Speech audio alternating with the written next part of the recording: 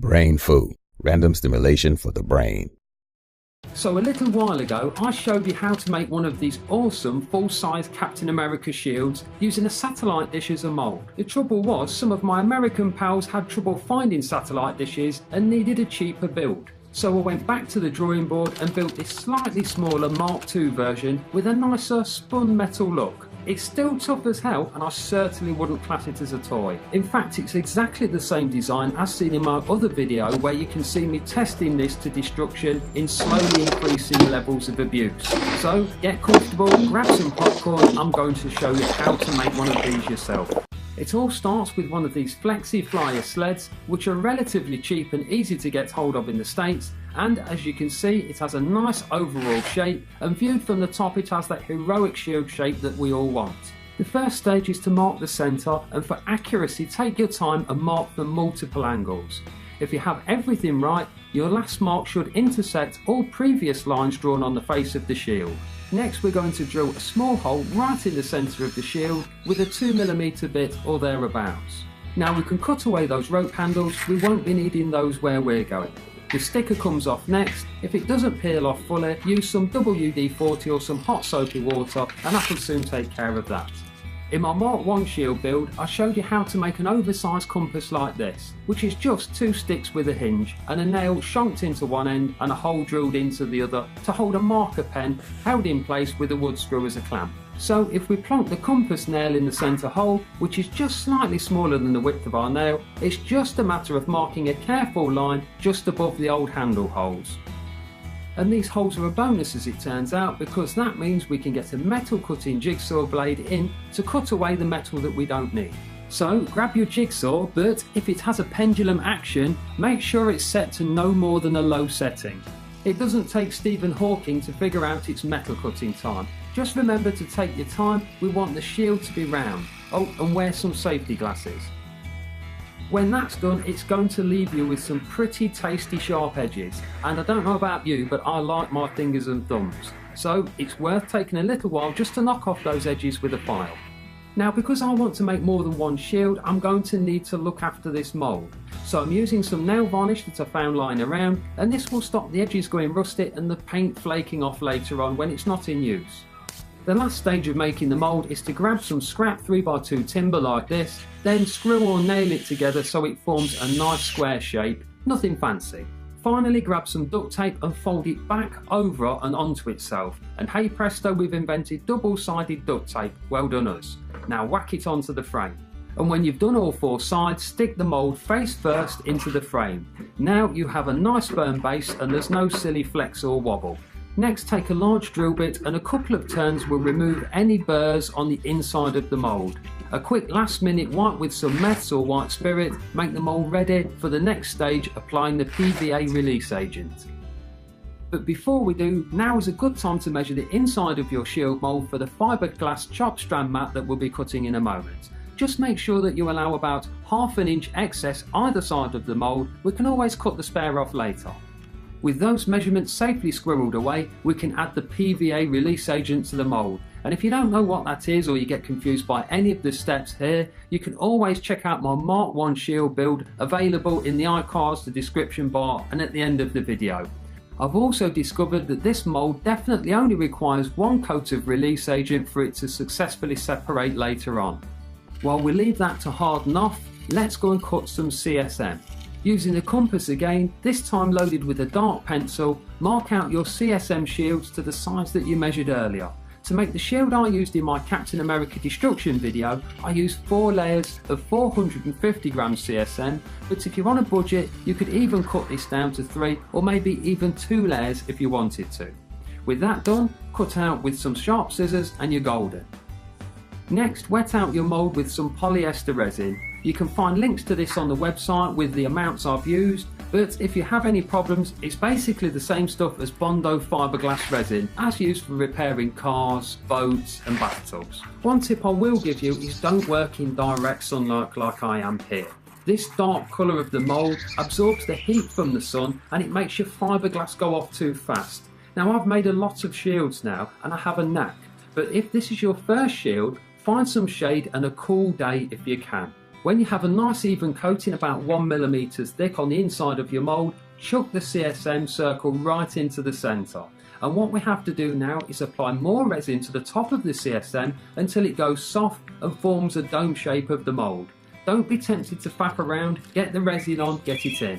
For a shield of this size, the first layer will use about 600 to 800 millilitres of resin and about 600 millilitres of resin for every layer that you add afterwards. When you have most of the big creases out and it's started to go transparent, grab a small consolidating roller and roller the remaining air bubbles out. You should now see any spare resin coming out to the surface, and we can use this again in the next layer. Now, this was actually my very first Mark II build, and like a doofus I cut the CSM too large, so using some sharp scissors I trimmed off the excess and cleaned up the scissors later with a little bit of acetone.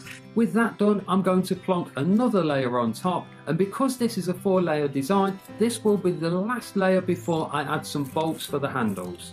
Now, there's no mystery here, the CSM gets the exact same treatment as we did for the last one, and while we let this cure and harden for 30 minutes, let's look at some fixing bolts for the handles. These cheap roofing bolts are what I used in the Mark II build to keep the costs down, but if you want something a little bit nicer, check out my first video.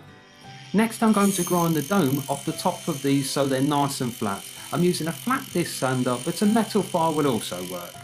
Just remember to be gentle with the threads. That's the screw threads, not your clothes. Now the shield's nice and dry, offer your arm in for the fitting position of your handles as seen in the Mark I build. Now we plop some car filler on the flat head we've just created and fix it into an upright position. 4 studs later we should have something like this. So let's let it dry until the filler's gone hard, and we can add some small bits of masking tape to the threads. This just helps protect them while we add the last layers of fiberglass.